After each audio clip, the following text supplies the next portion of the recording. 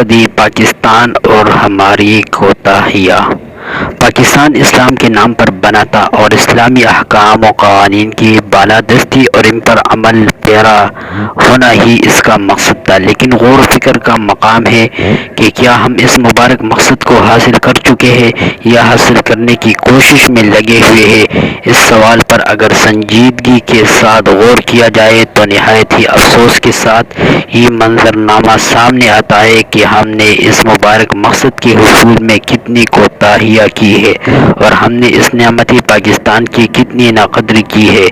یہ ذرا غور کیجئے، ہم اپنی انفرادی اور اجتماعی زندگی میں دین اسلام کی تعلیمات پر کسی حد تک عمل پیرا ہے، یعنی کس حد تک ہم عمل پیرا ہے، ہر انسان سوچے۔ دوسرا، ہم ملک میں اسلامی تعلیمات اور قوانین کی بالادستی کے لیے کس قدر سنجیدہ اور فکر مند ہے اور اس کے لیے قومی اسمبلی میں کتنی کوشش کی جا رہی ہے، غور کیجئے۔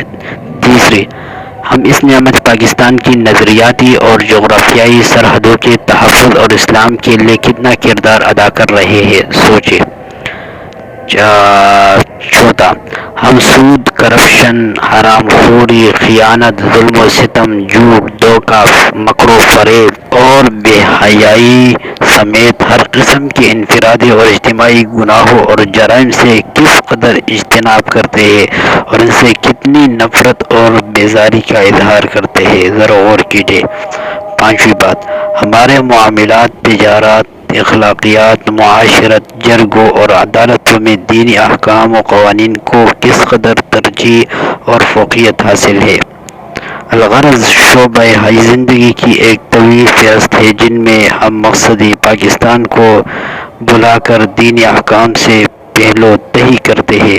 ہمیں ان سب باتوں کی اصلاح کر کے دین کی بالادستی اور اس پر عمل پیرا ہونے کی کوشش کرنی چاہیے کہ یہی پاکستان کے حصول کا مبارک مقصد ہے۔ تو حاضرین، آپ حضرات خود سوچیں، مقصد پاکستان کیا تھا اور ہم کیا کر رہے ہیں۔